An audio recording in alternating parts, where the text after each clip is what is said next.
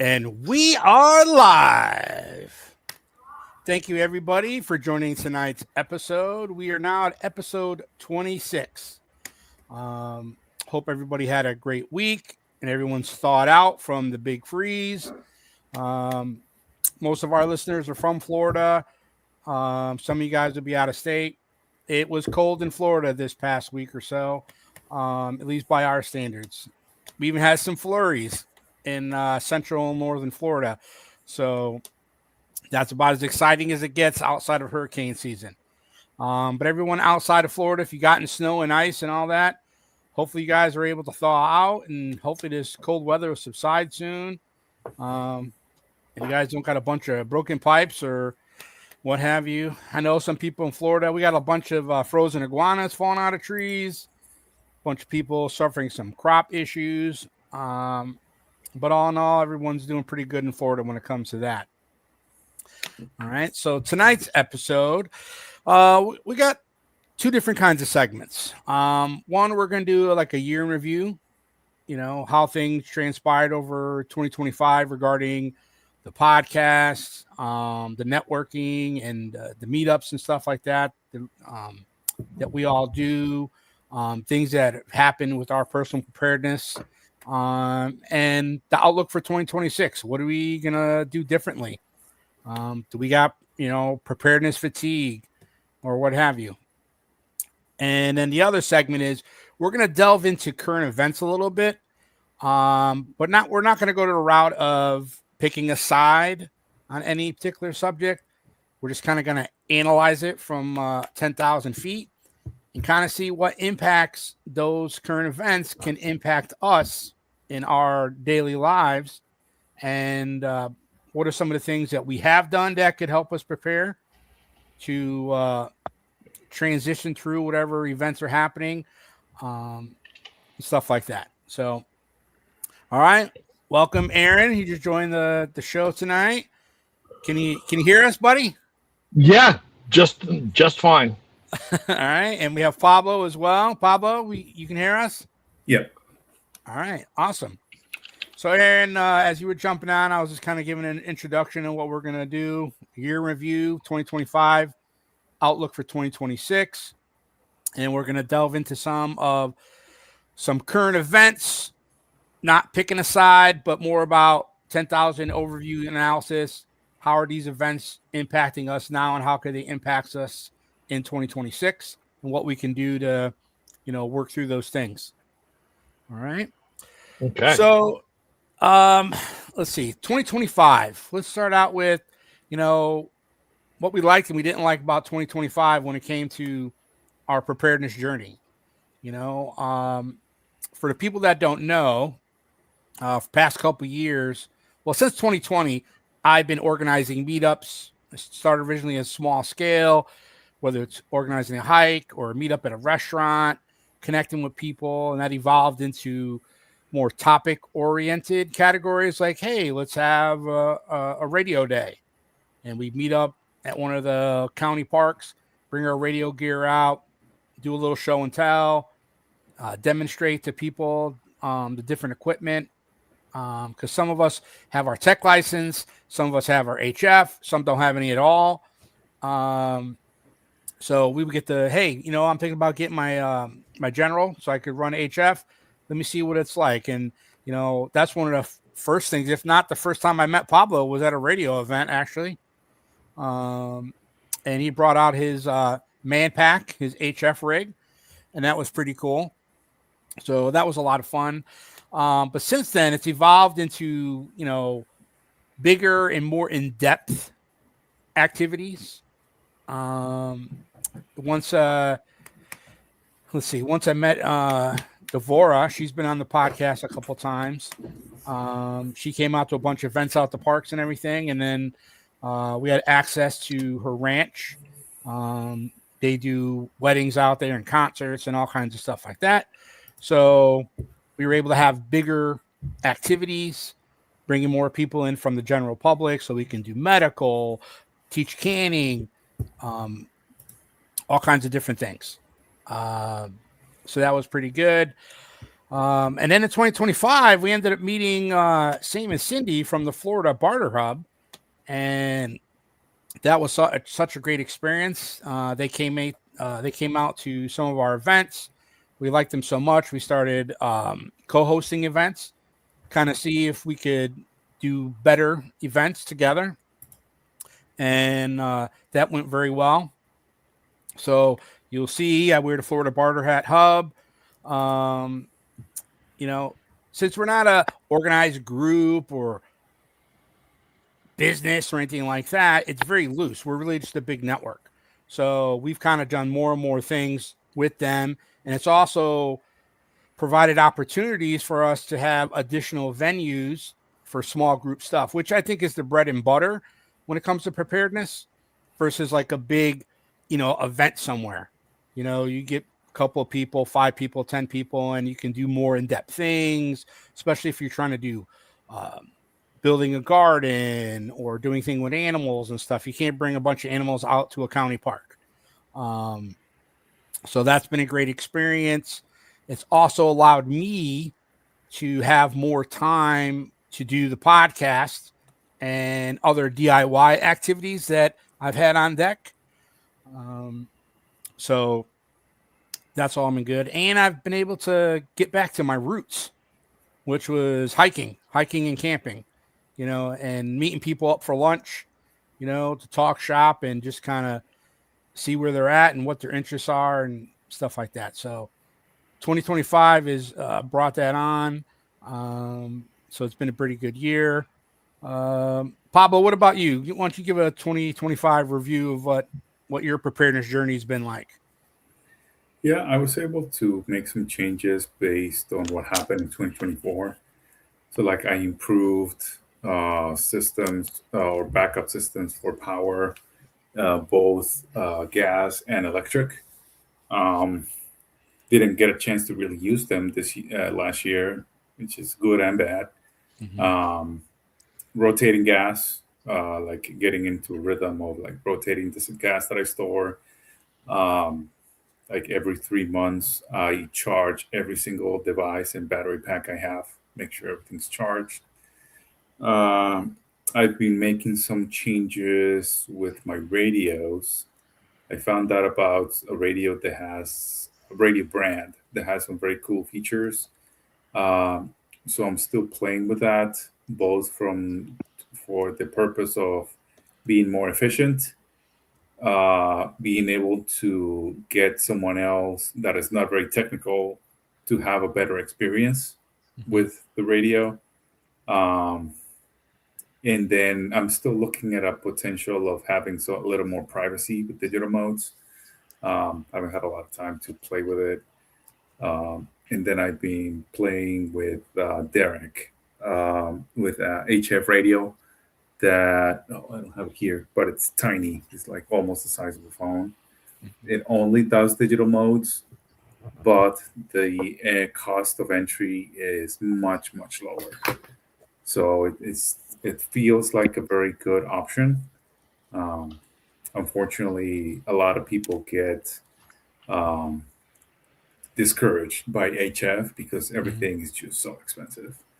And it doesn't need to be. So we're kind of playing with this radio, see what kind of results we get, and see if we can get a decent level of communication long range, because Derek lives pretty far away.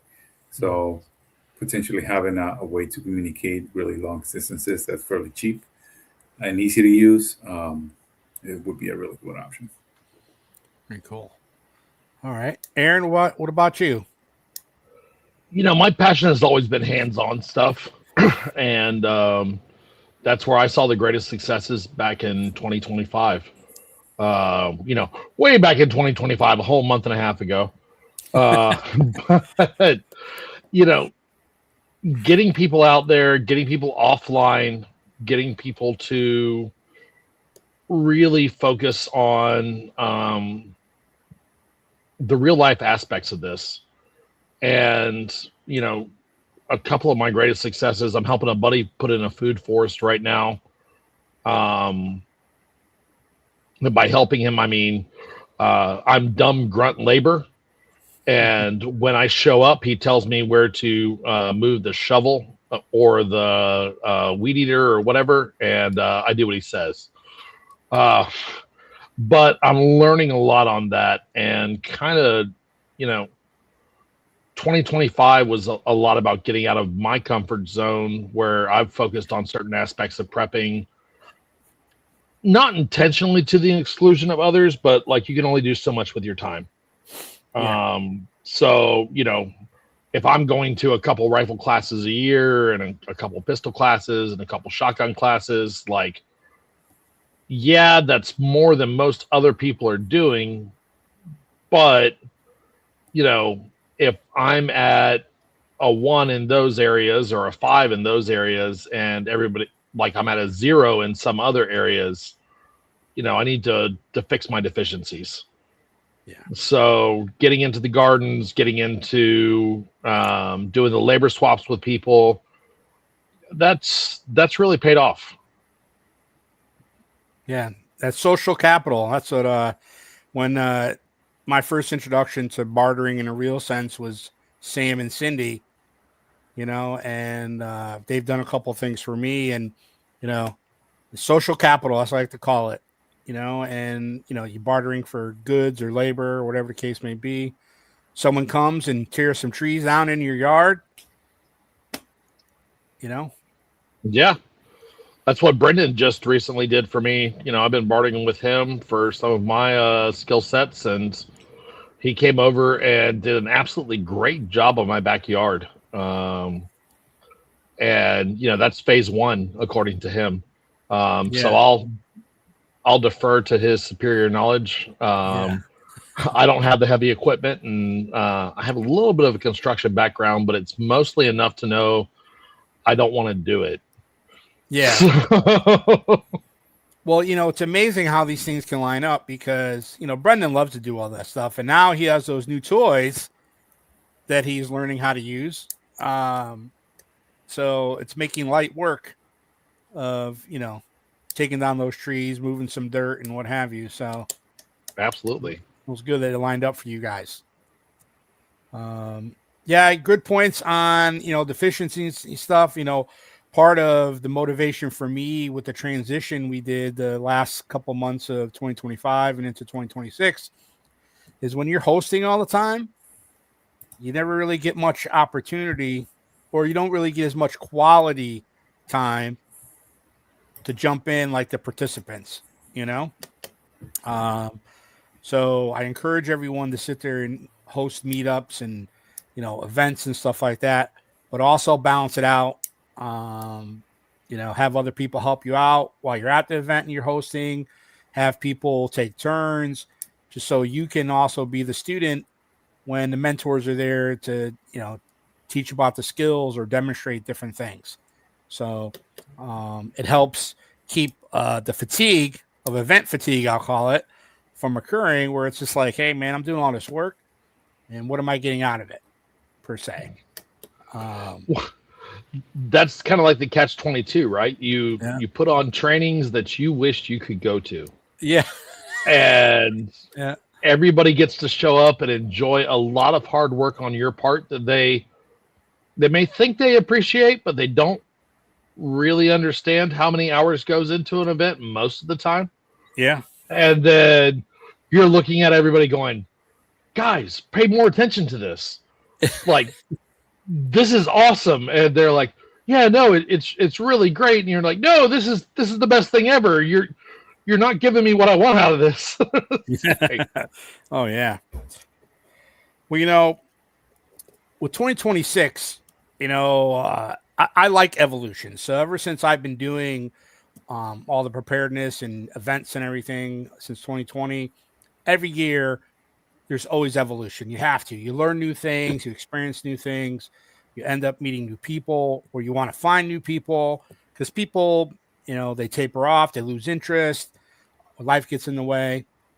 So it's a natural progression, So for 2026, I'm like, I want to evolve the podcast. This is like a shoestring budget type of thing. We all volunteer. There's no revenue, We do it because it's a passion of ours. We like it. We love talking shop and bringing new people in. We have like 107 subscribers, and I'd like to grow the channel more, and there's a couple different ways to do it. You could do more content, different kinds of content, and do shorts and reels and all that stuff. But it all takes time and effort, and you got to find what is real. I don't want this to feel like a job, so I'm always trying to find ways that I'm doing things that I enjoy it. It's fun, because that never feels like work, as my grandfather used to say, you don't work for free. I would tell my dad, hey, why don't you go volunteer? Because my dad's retired. And he'd bring up that quote from my grandfather all the time. But money is not always the fulfillment that we need. If it was, we wouldn't be doing any of this stuff.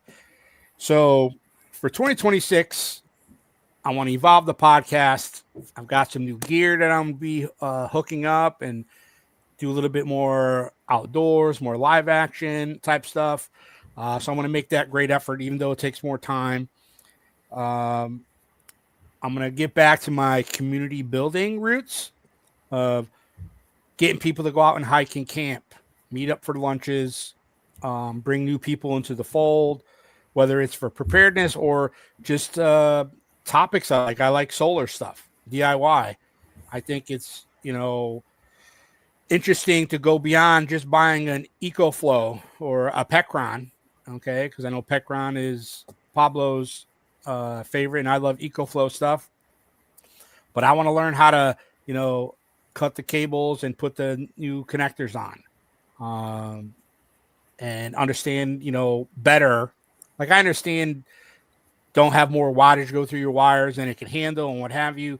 But I want to be more in depth about it and also share that with other people, because you can go and buy an EcoFlow and some solar panels, but you can do so much more if you're buying, a charge controller and the wires, and you can customize it in such a better way and have some different layers to your system, just to give an example. So that's going to take a little effort, and I want to dig into that. But building community overall, this space is dominated by people that are either in the middle, like moderate, Republicans, MAGA, America First, or what have you. Okay. But there's actually a lot in the middle that goes on to the Democratic side and the left leaning and what have you. So most people will not realize that. But I do, because my hands are in the mix. There is at least one Facebook group out there that is called Liberal Preppers. And I post content on there and videos and stuff like that. So, and one thing I've learned is that they're all the same. Okay. All the Facebook groups I'm in preparedness, they're exactly the same. It doesn't matter about liberal or conservative or right or left. Okay. The demographics are all the same. And the only difference is each side has their own boogeyman. Okay. Whether it's Biden or Trump. And it's even down to the point where, government overreach. What Alex Jones and guys like him were touting 10, 15, 20 years ago about government overreach. Now you're seeing that on the left side of the spectrum, saying that, that's happening over here. So my point being is that we have more in common in preparedness than people realize. So one of the pieces of content that I put out on a bunch of different groups, I think like last week, I kind of was like promoting community, and I expressed to people, don't talk about religion and don't talk about politics. You take those two things out of it, then you're going to be hard pressed to sit there and find any reason to not want to interact with the people. That doesn't mean you don't got to believe what you believe, but if you sit there and when you connect with people, whether it's about medical or hiking or camping or canning, you get to know those people on a personal level without a predetermined, stereotype or stigma to it. So then at some point you develop a friendship with somebody and you realize they lean one way or another. It's not going to be as bad.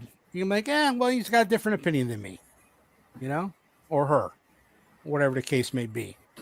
But these days we're so tribalized that within the preparedness space that we need to, approach it in a different way, And in an emergency, you don't get to choose who's there. You could be out somewhere at a mall and there's an active shooter. Are you going to sit there and worry about if there's a bunch of you in a store hunkering down, whether you're going to go and try to tackle the active shooter or get out? Are you going to be like, how'd you vote? What God do you pray to? You're not, It's just who has the gall to sit there and, hey, let's work together. Boom. That's all that matters. So, let's see. Do more hiking and camping. Get more people involved. That's pretty much my my mindset for 2026. Outside of my personal stuff, get in better shape. But what about you, Aaron? What are you looking forward to in 2026? For this year, I've actually got a couple of guys that I'm working with to try to put some courses together. These are guys that have a great pedigree, Uncle Sam's GWAT Jedi from the Great War on Terror. And they're going to be teaching some stuff that's interesting to me. So it's kind of funny because, we had talked about me being an assistant instructor over there, and I was like, I'll put everything together, but I want to take this course. I don't want to assist and instruct on it. I want to be out there on the line shooting. I don't want to watch everybody else having the fun that I specifically wanted to have for myself. Yeah.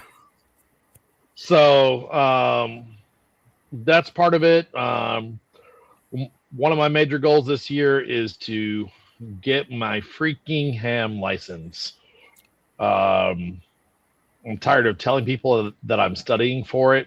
I failed the test once. Full transparency here on the podcast. Late last year, I apparently didn't give it the preparation that it needed, and I bombed it in a spectacular fashion.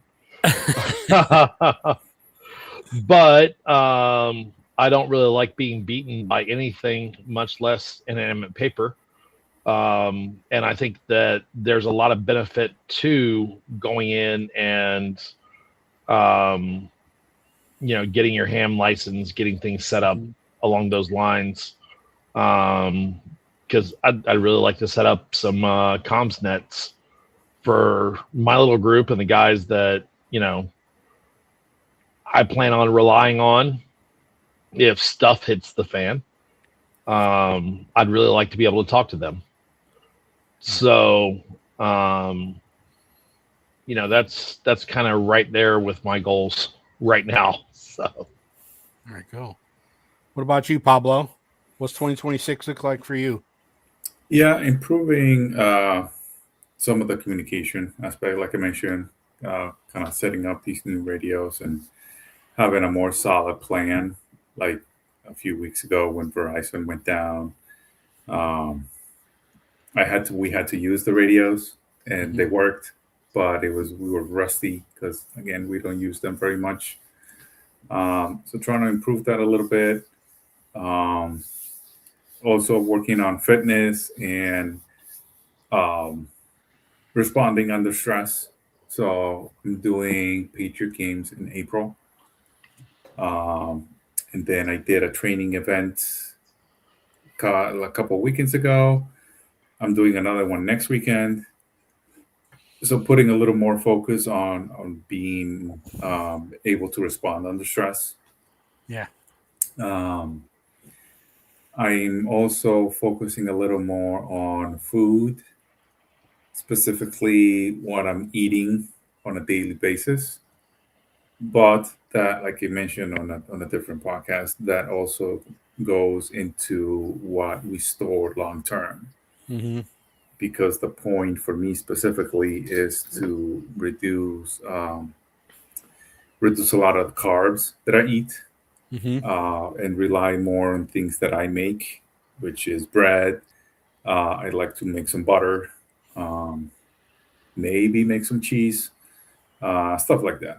But then, how does that translate into me actually storing food long term? Like, I'm gonna have to learn how to can, Mm-hmm. so I can store. Like, I make jam, but like I eat it. I don't make a lot, so like I eat it before it goes bad. But then, like, actually learning how to can it so it actually stays there long term. It doesn't have Mm-hmm. to stay in the fridge. Um,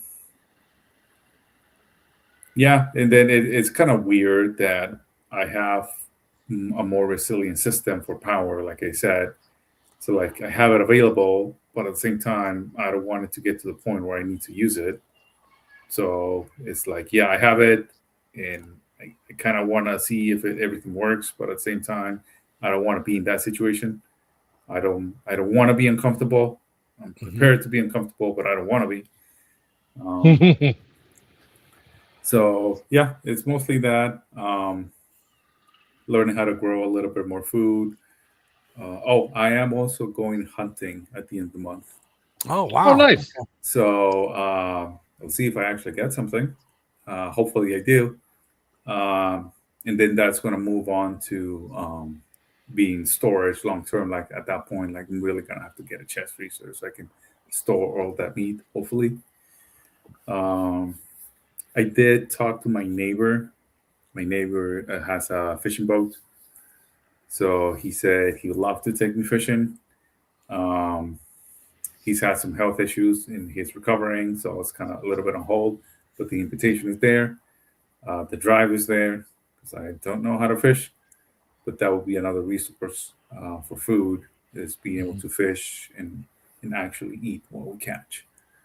Yeah. So hopefully I can make that happen later this year. Fishing is such a great community building experience. When I was a kid, I would do it, and I really couldn't appreciate it because it was like my dad's like, "He's got to be quiet," you know. But for me, as an adult, when I've gone fishing, I've gone with a buddy of mine, and he chartered a boat a couple times, and we'd go out in the ocean, and you got captains there that'll sit there, they bring everything, the bait, the rods, they bait it for you, they'll even cast it for you. So that after a couple times, I was able to do it by myself. Um, but it was fun. It's kind of meditative in a sense because you can sit there and you're just out in nature, breathing the fresh air. You can have some conversations. To me, it was a little bit different than sitting by a lake, you know. Um, but it's a good way to pass some time and relax. I'd encourage people to do it. You know, you're always seeing people even in the retention ponds, like in my subdivision. People are always trying to go fish. Now, I'd never eat them from there, but most of those people, I think they throw them back. So it's something that's been around for a long time. If you want to hang with somebody and chill, it's a great way to do it. It also brings a good survival aspect to it. If you go and fish, because fishing's different in a lake than it is in the ocean. Um, so, Aaron, have you done a lot of fishing in your life, or? I grew up doing it. I don't really like fish to eat. I prefer most of my food to be four-legged and make a noise. Um, but in a scenario where I am eating for survival, not eating for my palate or eating for my preferences, I have no problem with that stuff. Like that was when I was growing up. Everybody kind of asked like, "What do you like to do for fun?" And it was always hunting and fishing, and that was like one word, right? It was just hunting and fishing. Yep. And we were a little weird. My dad was not the great outdoorsman by any stretch of the imagination. So we were the weird ones in our little southern community because we didn't go hunting and fishing as much as everybody else did. We did a little bit, but it's something I've definitely enjoyed over the years. If I have a choice, I prefer to hunt. And like when it comes to prepping, I actually, I guess we can say this on here, like in a time and a place where the rule of law is no longer applicable, the ways to harvest animals is how our ancestors did it. So a lot of those ways are outlined in the Fish and Game booklet that they give out under poaching and things you can't do. So being aware of those, even if I would never tell anyone to break a law, especially not on YouTube. But even if that's something that you're kind of looking at and, thinking, I might have to do this one day, it might behoove you to be aware of some of those ways that were higher reward for much less time and risk involved. Yeah, I know in a lot of the prepper fiction, they're always talking about hunting and be able to sustain or bring food.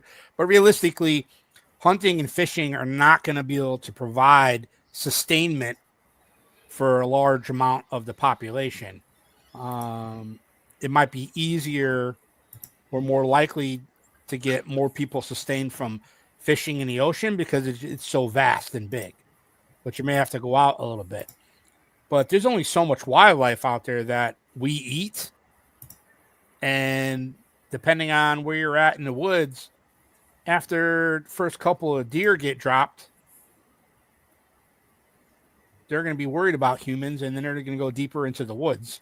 So then you got all the other hunters out there who are not going to be wearing high-vis vests and following protocols and staying away from the hiking trails or whatever.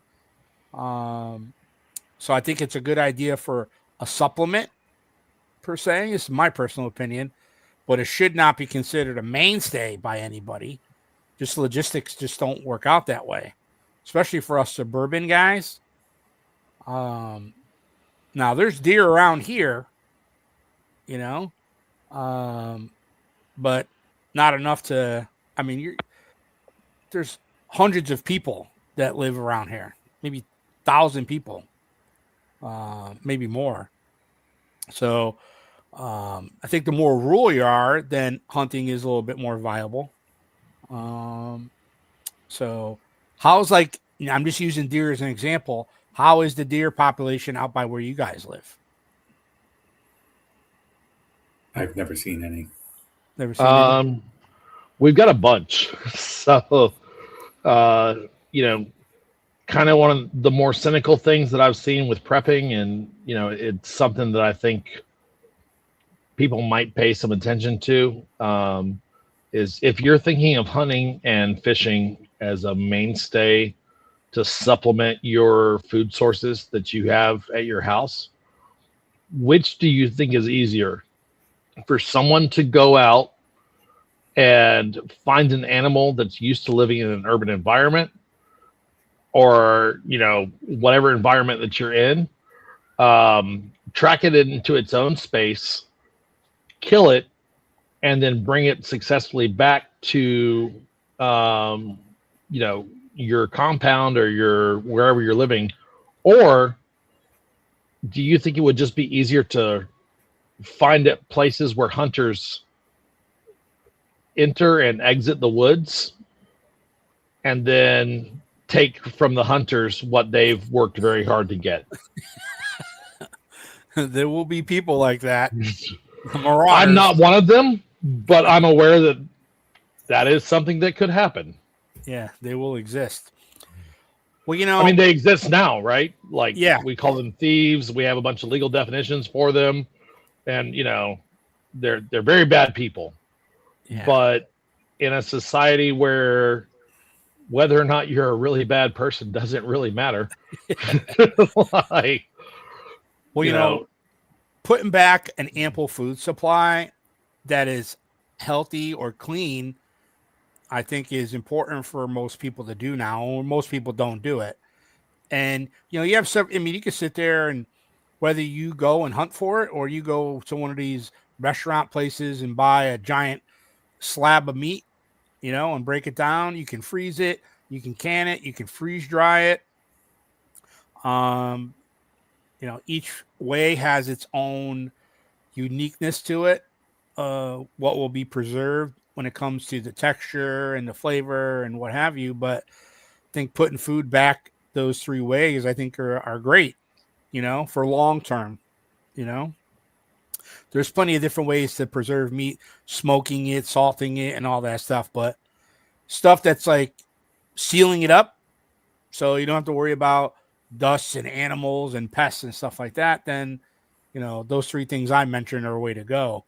I think a lot of the food that gets put back now is not clean eating, very high sodium, high, carbs and calories, and a lot of artificial stuff in there.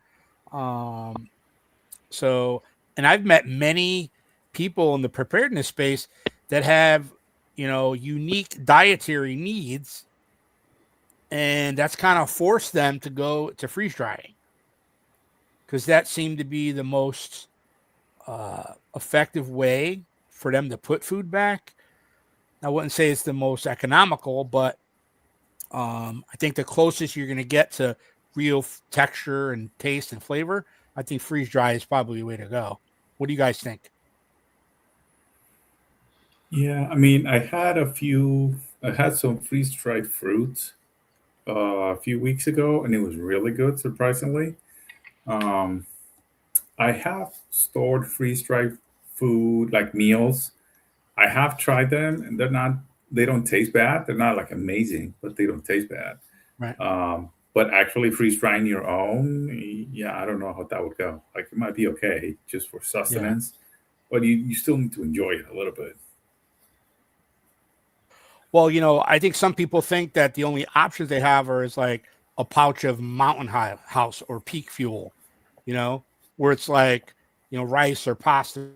I remember on Canadian Prepper, I mean, there's all kinds of, you can freeze dry steak, chicken, I mean, whole pieces of meat. Now, obviously, it's more expensive. But if you have your own freeze dryer, you can get your steaks, you can freeze dry them. But it's, um, I've brought up many times about trying to figure out a way of chip in for one and then you lend it out. Freeze dryers are not that mobile. So it's not like you can sit there and just put it in the back of your car like a dehydrator and, bring it to Aaron's house and he could use it for 2 weeks. Everything has some challenges, but, that's part of what we do is try to find solutions, workarounds. You were saying something, Pablo? No, it was Aaron. Oh, it was Aaron? Oh, okay. Sorry. Aaron, you were saying something? yeah, I've looked at the freeze drying stuff, and I've talked to a couple of guys that have had freeze dryers that they've invested money in, and like the cheapest initial investment that I've seen on a freeze dryer off of Facebook Marketplace was one that somebody wasn't using anymore, and it was about $1,500. It's not hard to spend $7,000 on one of those things. Yeah. And at the end of the day, one of the things that everybody kind of seems to forget is that preppers are cheap, man. Like, as a group, we don't just throw money at stuff that we, think is beneficial or anything like that. Like, if you tell somebody, hey, you have to spend $7,500 on this capability, like, that's a very small segment of the prepping population that'll do that. Yeah.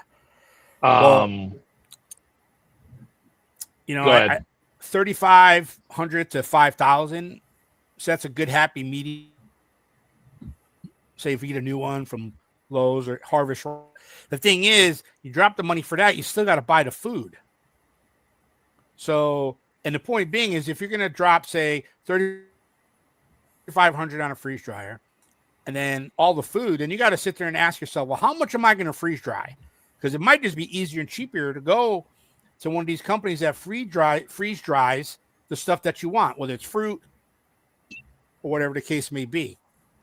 And how long do you want it to last? Because it'd be even cheaper to go buy a 10.5 cubic foot chest freezer and go and freeze all your steaks, ground beef, or whatever that you want to do. You know, it just all depends. Are you talking 6 months out? You want to have a year's worth, a year and a half? Now, if you have a farm, you have animals that you can process on a regular basis, that changes the calculus, you know, but then there's costs incurred of raising the animal. So, yep. I think they probably sold, I'm just exaggerating here, but so many people I've seen in videos, I think so many people bought freeze dryers to make candy, to freeze dry candy, and to sell it at farmers markets or on Facebook. Mm-hmm. Okay. Versus actually doing it for preparedness, you know? And, you know, it was a hot thing at first, but then, you know, everyone was doing it, you know? And then how good are these people that are doing it? Because when they're just doing it for the money and they're not thinking about, well, I got to eat this, then maybe they're not going to be, you know, making sure that all the dials are tuned in properly, you know? And it's just candy. What could go wrong? You know? So,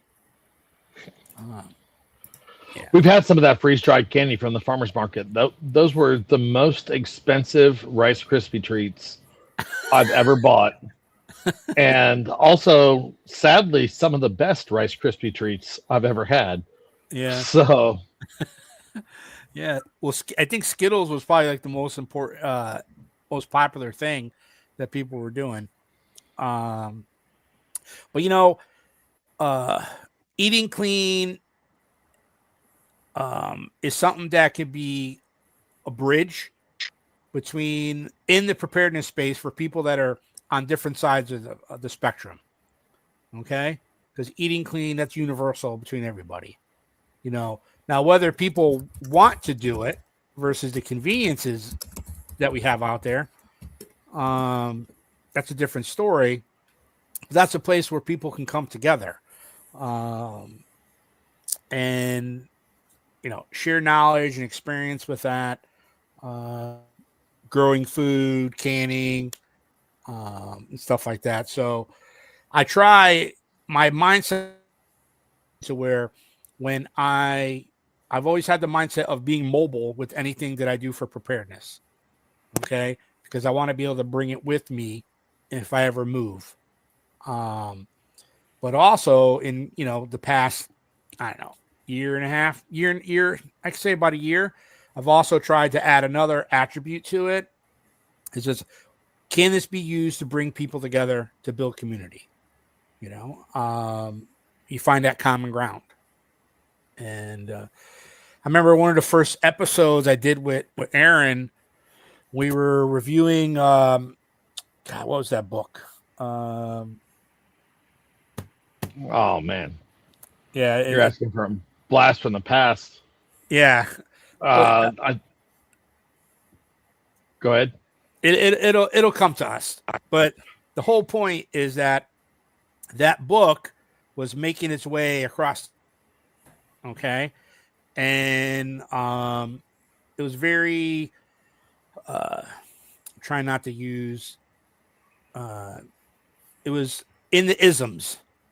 Okay, socialism, communism, kind of wrapped in community and what have you. And there's a lot of good points in there about, you know, helping people, food pantries and stuff like that.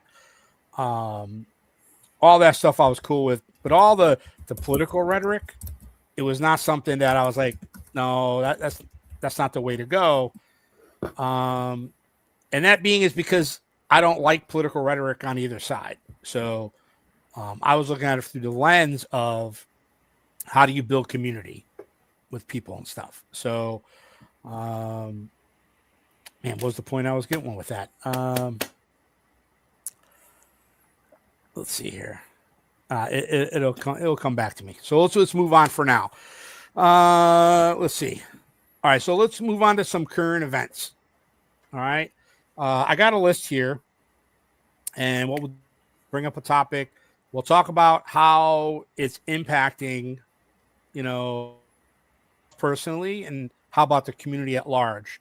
So the first one would be this craziness that's going on with the precious metals right now. So I don't know how many people in the audience. I'm sure there's a lot of people that either own gold and silver or wanted to, or were looking to do it.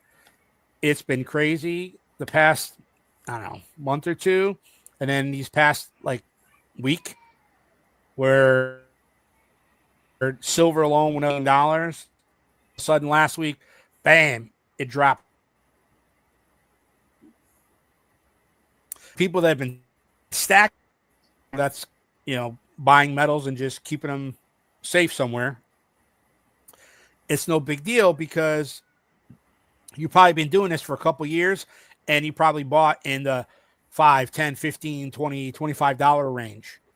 And so for it to go up to 50, you're at least doubling or tripling your money, and then let alone going up to 115.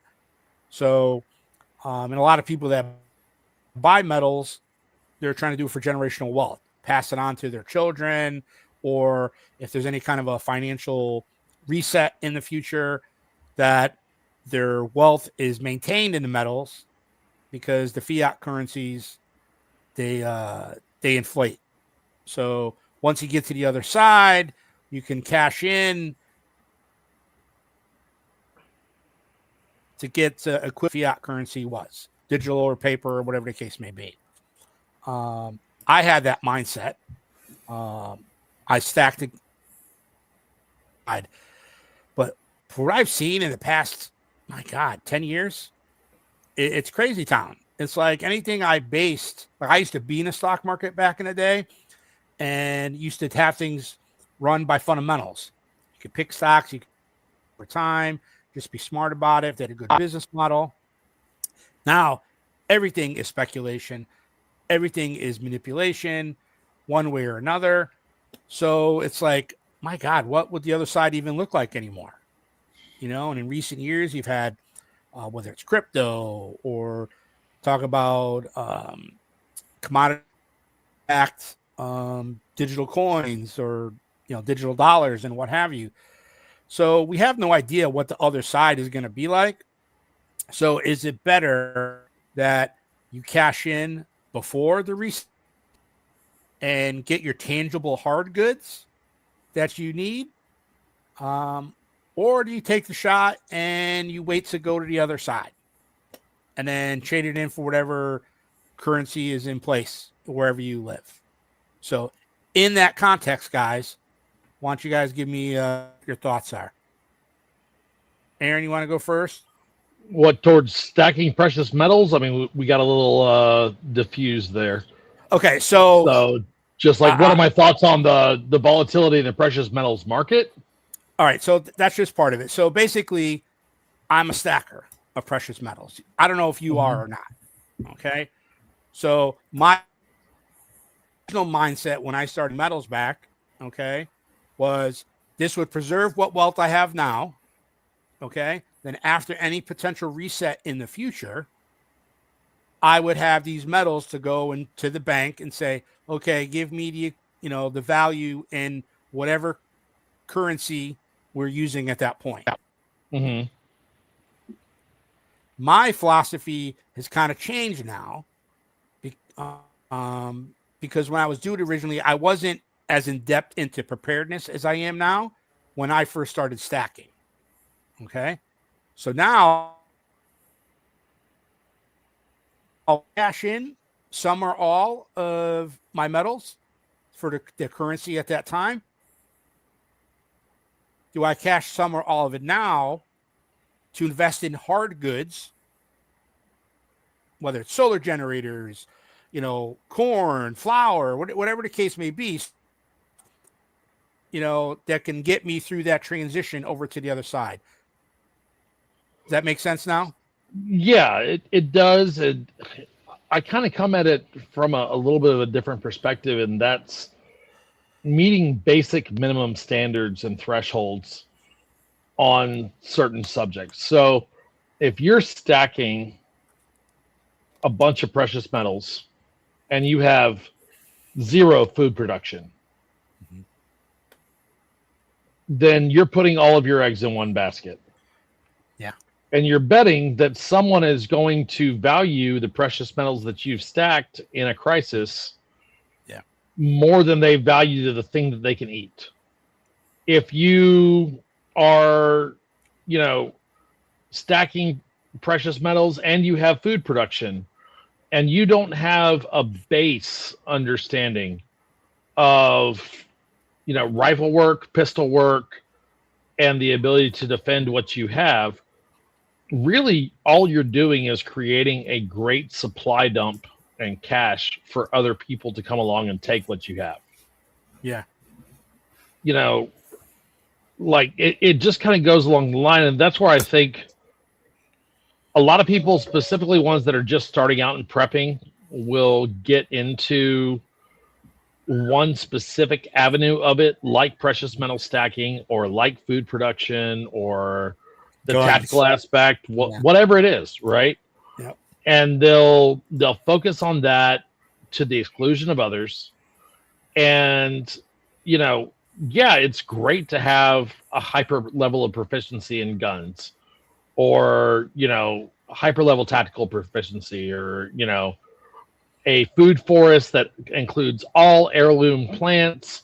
You don't have a single GMO thing as far as you can see. But if you're completely lacking in another category that is vital to your survival as a human, most of the time we don't see organisms that specialize surviving very long. Yeah. And that's kind of the whole deal with prepping, right? Is the idea that you're lowering your dependence on others by being self-reliant, by being, prepared. And you're able to kind of push things out to the point where you can look at it and go,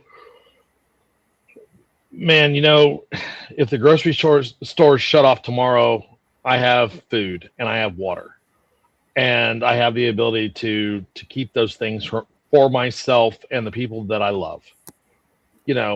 Doesn't mean I won't share, just means that I will share according to my choice. So that's kind of when I look at a lot of the stackers, and like I've met guys that have really focused a lot of their life and their identity on that.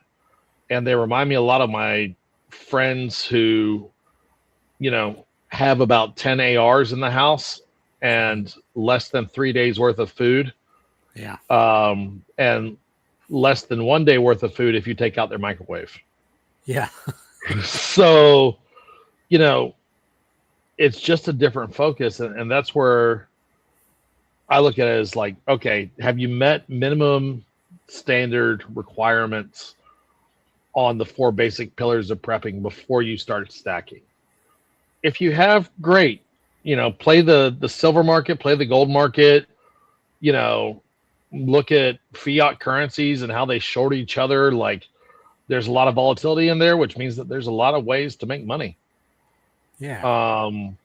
But if you haven't met those basic needs, maybe now would be a better time than later to start looking at them, Yeah. Well, I think, a lot of the guys that have stacked, they're not prepped. And they might want to consider taking some of the cream off of their stack and start laying some for whatever they need. If you got a property and you wanted to do chickens, then take some of that cream and get yourself set up with the chickens. Try to do things that would either be producing aspects, raising animals, growing gardens, or where necessary, then you put back some extra stuff like the food, like you're talking about, some medical supplies, invest in a generator for your house, or get some solar panels. And when I say solar panels, I'm not really one to advocate to put solar panels on top of your roof. That's such a financial, issue for people. Like, I don't have panels on my house. All my solar stuff is mobile. So I can deploy it, whether it's at my house or at a friend's property, out in a park, at a campsite. It doesn't matter.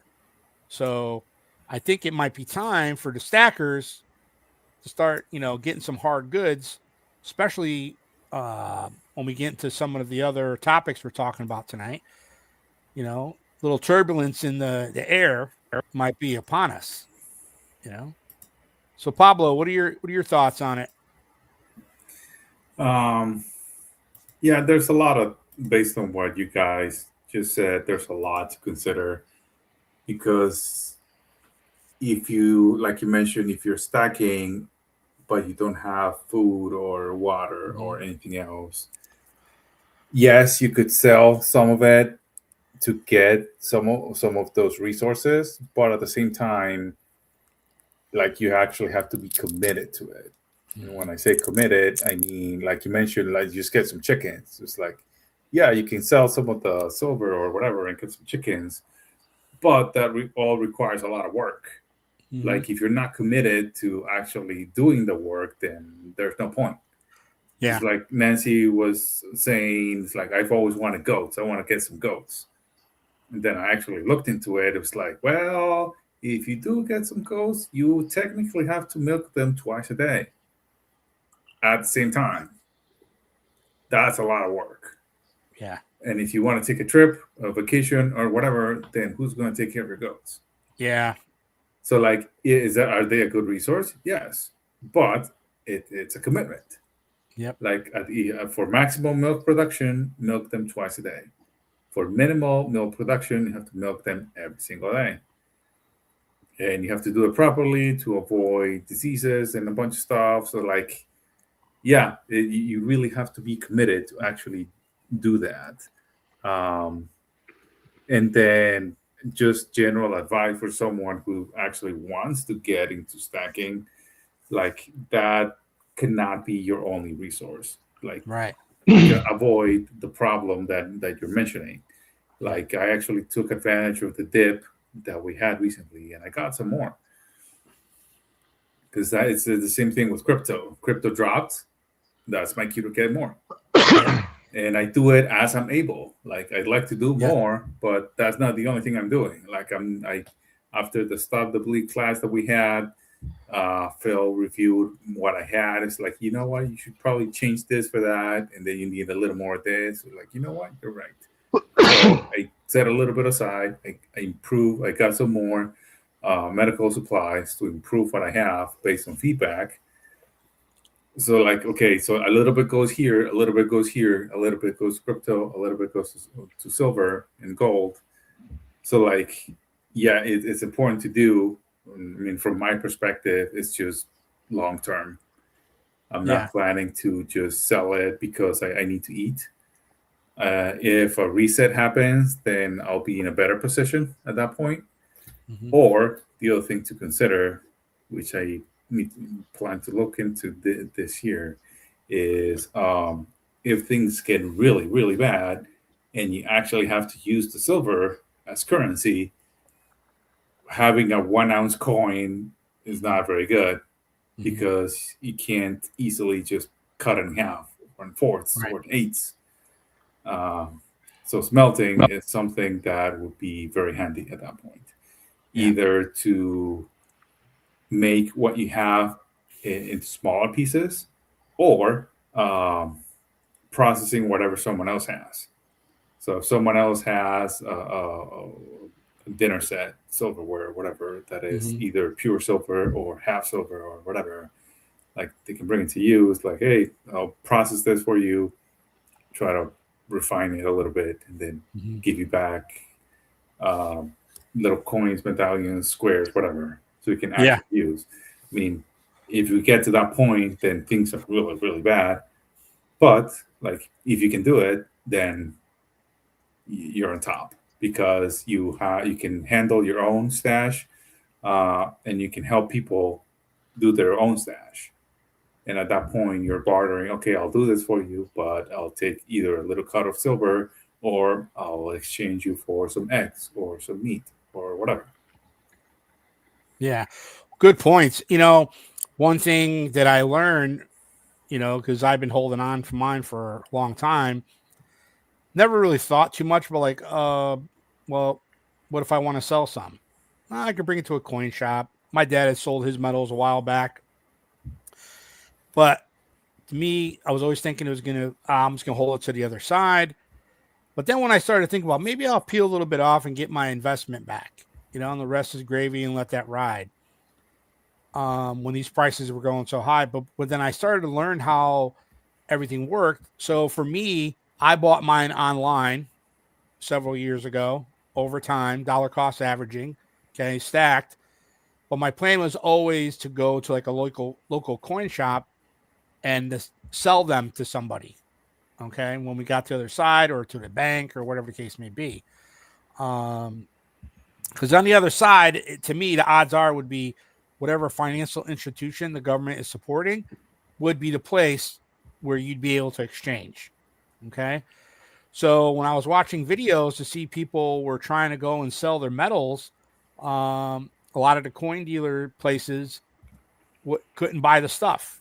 And so it got me to learn the process. So basically, for example, if I go to the coin shop and I want to sell, my bars, now that coin dealer might either keep a couple in his case, or he might sell them to a wholesaler, so the guy above him, or send them to a refiner who will, melt it down into whatever product they want to give to the bank, or whatever the case may be.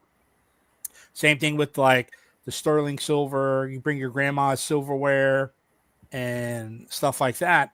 All that stuff goes to the refiners, but it's a process because it's not pure silver. There's all these other impurities in it, versus like my silver is 0.999. So I'm not worried about that. But if you're bringing your grandma's silverware, it's got to go to the refiner. It's got a layered process to extract the silver out and get those impurities, and that takes time. So what a lot of the coin shops were running into is that the wholesalers stopped taking product from them, and so were the refiners. Or they were saying, okay, well, it'll be 6 weeks or 8 weeks. And it was.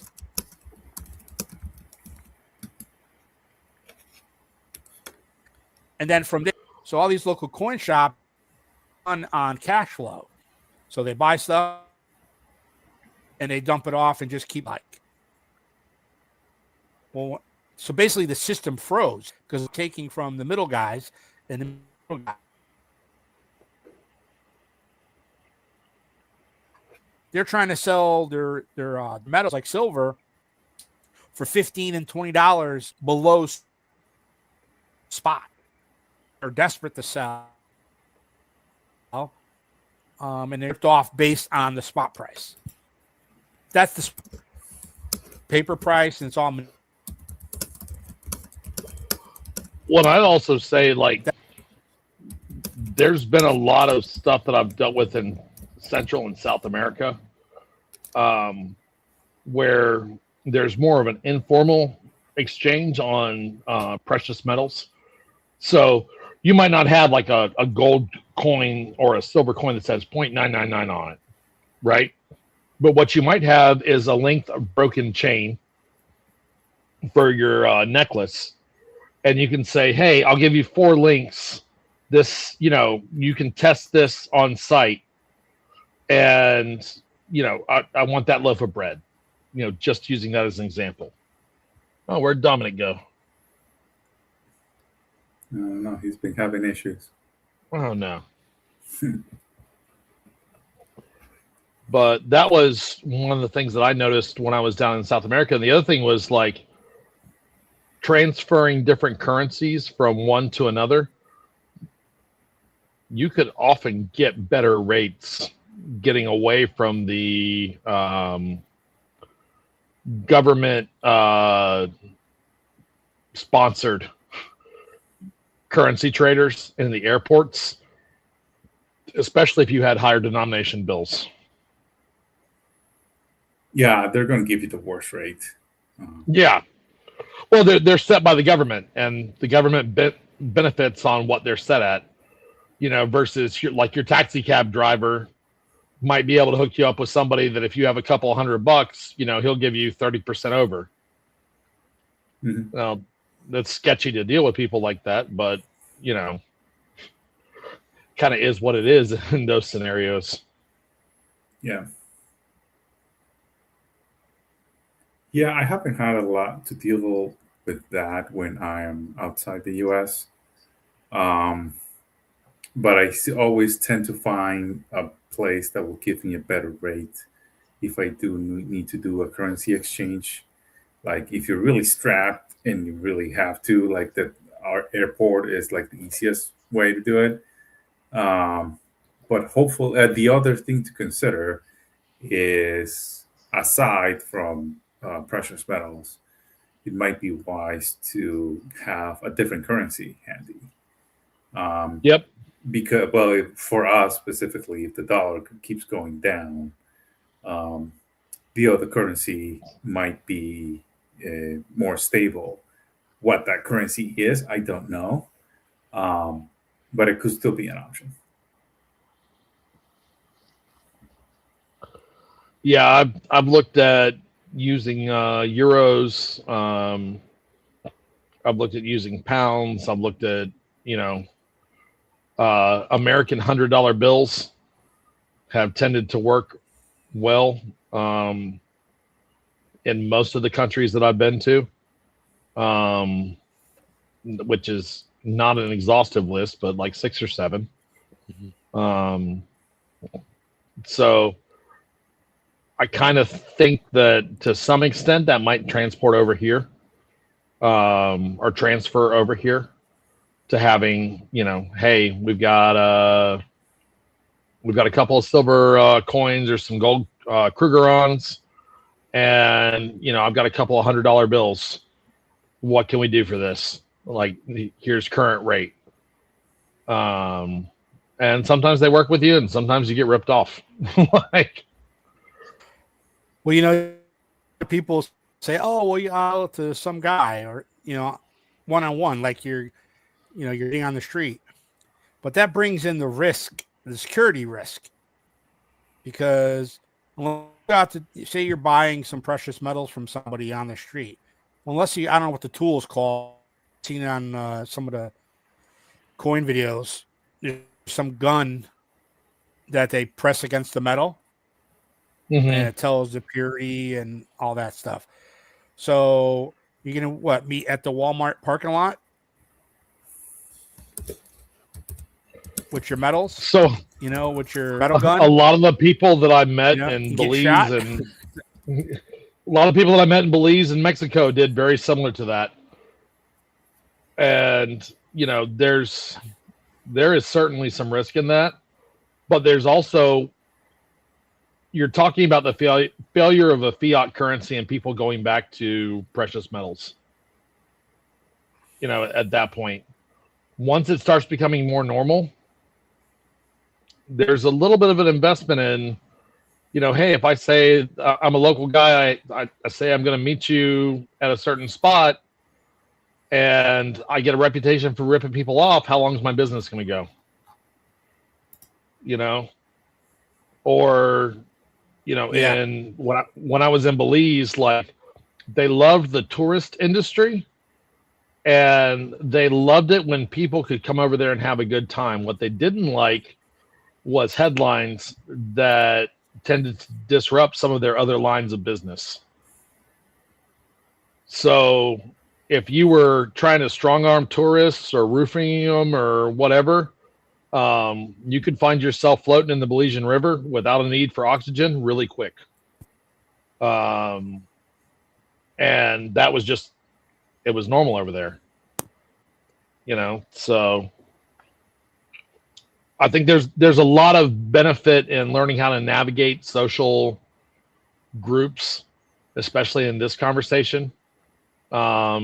and kind of figure out like what you can and can't get away with, being able to vet people, vet sources, because you're talking about social collapse, right? Like none of us are talking about rainbows and sunshine. So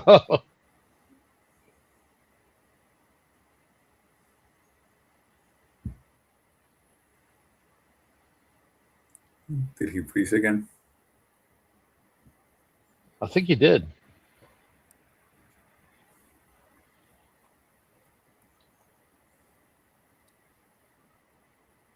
Yeah, no, his hand's been super still. Oh, there you are, Dominic. He's back. Kind of. Not really.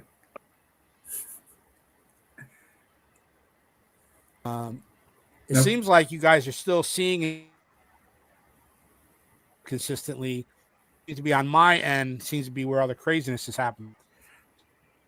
Yep. Yeah, it So seems like it. Yeah. Now, the youth. I guess when we save this and we do the local, it might clear some of this up, but we're kind of at its mercy right now. So we'll just have to muddle through. So, Aaron, you were talking a bunch, and I was hearing part of it. But I get the gist of what you're saying. I'm always talking a bunch, man. As long as the audio, yeah.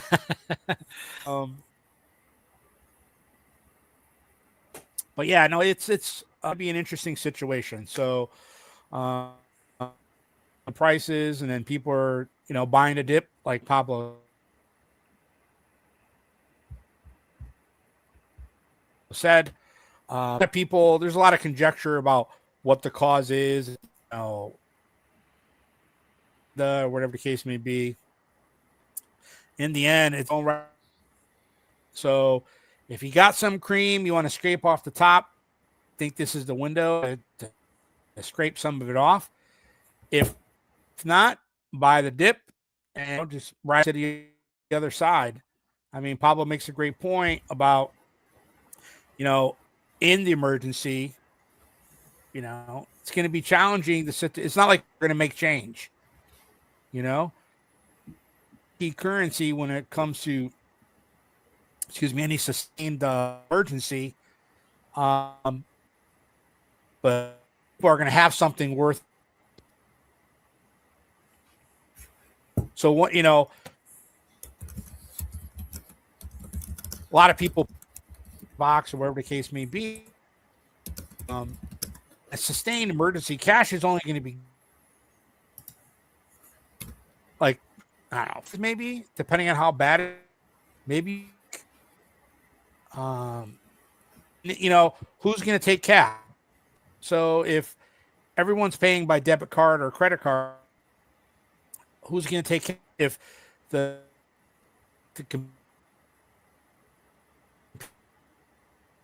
are still allowed them to take, then they'll take the, and then hopefully the chain is your small mom and pops. But if the computers go down, Target and Publix aren't going to sell to anybody. They're probably just shut their doors. If the power goes out, yeah, I'm catching about one word in 5 that you're putting out there.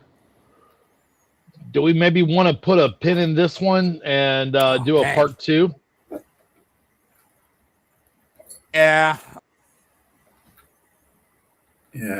that would be a yes. He's buffering. He'll come to a decision in a minute. It's a yes by default. That is the most IT thing I've ever heard you say, Pablo. So,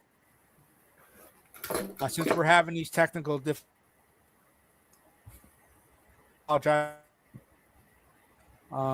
let's put an episode and then continue on the next topic and cover. All right. Aaron? Okay. Yeah, that sounds good. Yeah.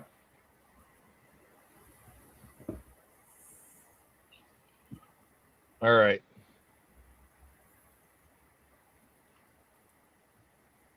Did he hear us? I don't know if he did. Maybe.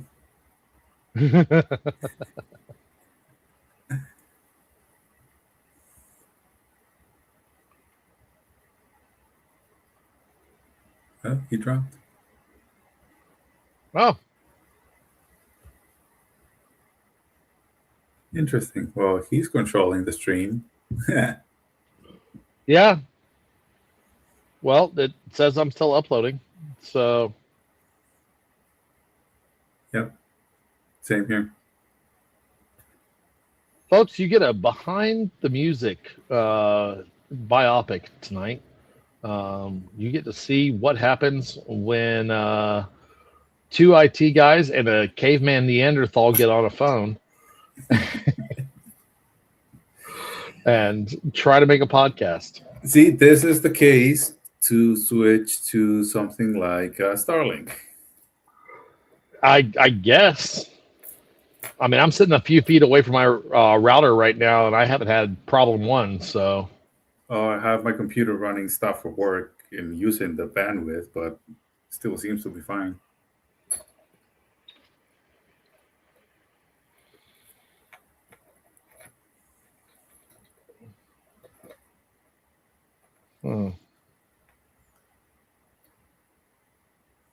Where is he?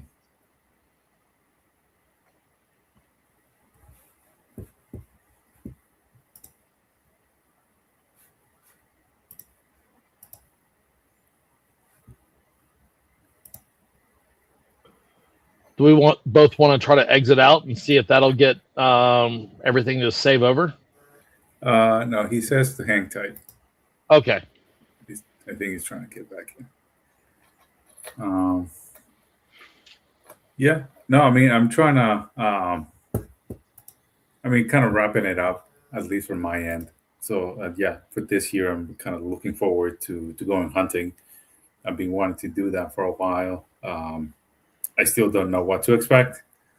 It is a guided hunt, just to get started. Yeah. Because I've always had the questions on where to go, how to find the trails, like how quiet do I need to be, where do I need to set up? Because I see some people sort of like actually finding game within less than 50 yards.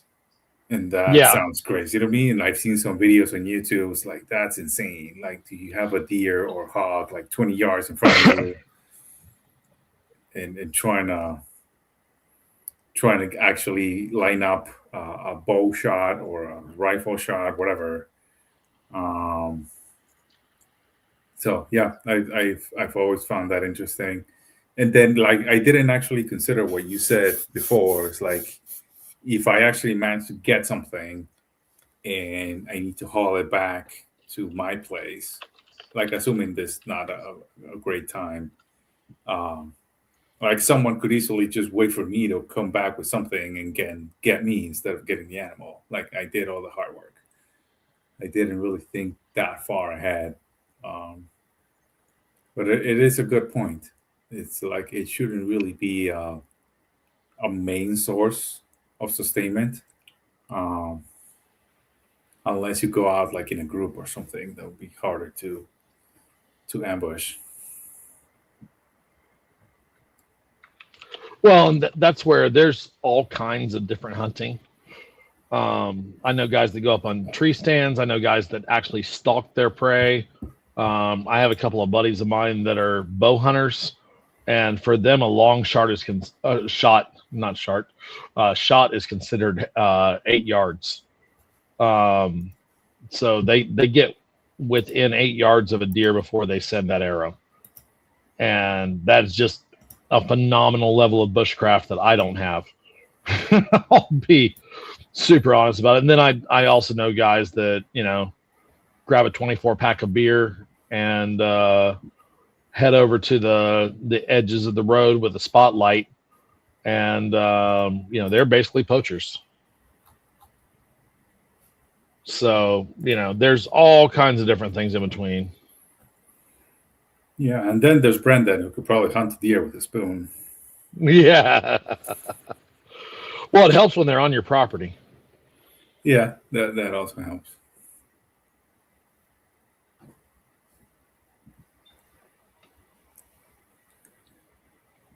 All right, Dom said he was rebooting his computer. So where did he go? I was getting a bunch of messages from him, and now I can't find them.